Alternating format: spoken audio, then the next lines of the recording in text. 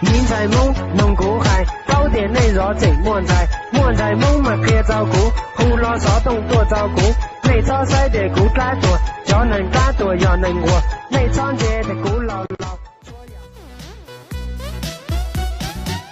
chỉ mình rong đầu là tia rầu no, chỉ hơi chơi chơi mà tao chỉ có, trời vừa nhẹ có luôn rong mò. Cua nâng rong trâu có chi nhẹ, yêu nâng lìa trâu có nãy rong dừa, giờ kê lu có kia sai muôn đi. Chỉ có nó fish tao đã chi chia u trong mong cha nè phải yo oa hay yo chạy tin cho che hay xưa trong mong rong rong em nên nhớ khó từ tuôn na cha yo song si cô lu xia vô cả lần cho cô ở trong khó cô cha cô bao mình chỉ thiên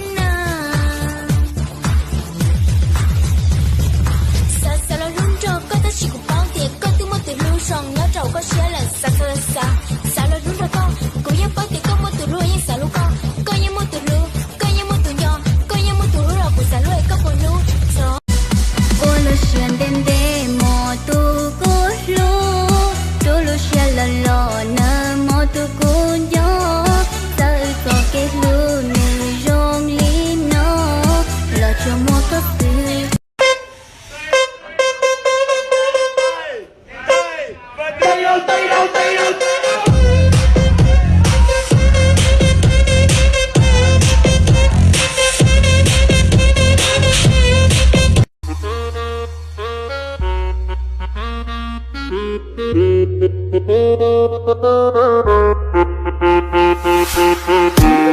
C'est heaven.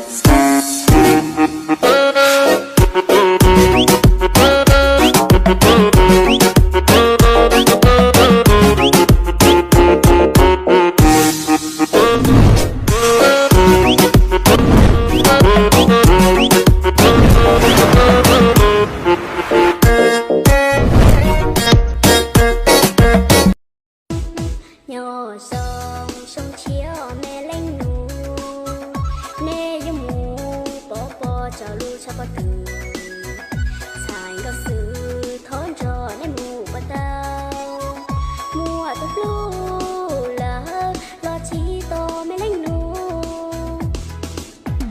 mẹ lên nụ cả kia lo mà con trai chả bé họ giống chỉ vì mà I'm a father gentleman.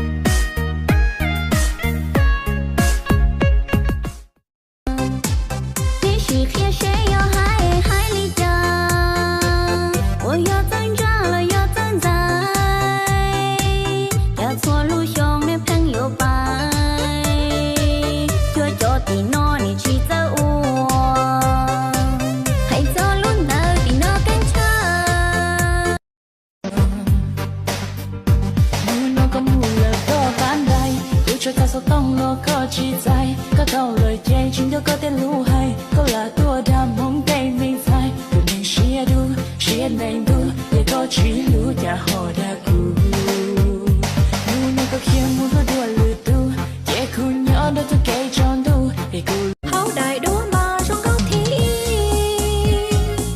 tu tư trái ta yang san thiên chi tình trái nhung rong tôi muốn ship bỏ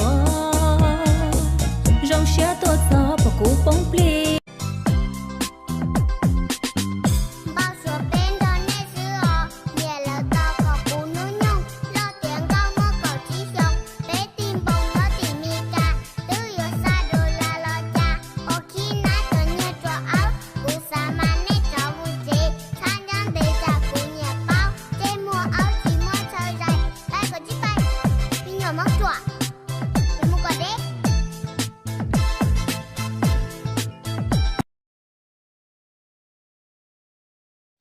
Đúng tiền tên là nên thả của thế này 1 tháng 4. 那人家不讲那那也要呢，个班那个你个那个钱呢，一心招一堆是一堆呢，遐只是准些，都不年都，就不年人家呢，你听我有干了，你不是一个是跟铁了，一起有干了。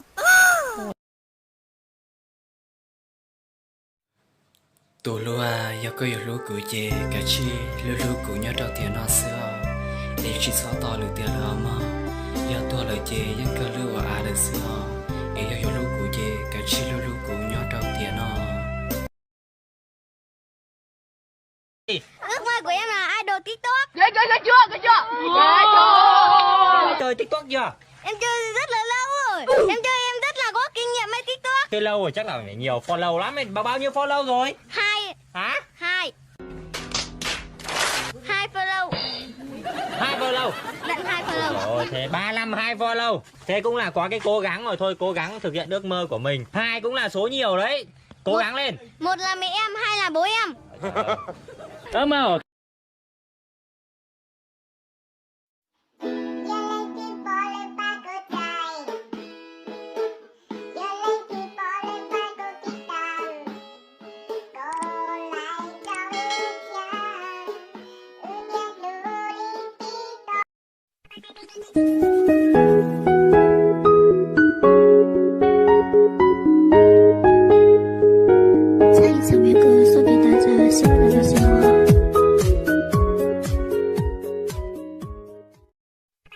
Thank you.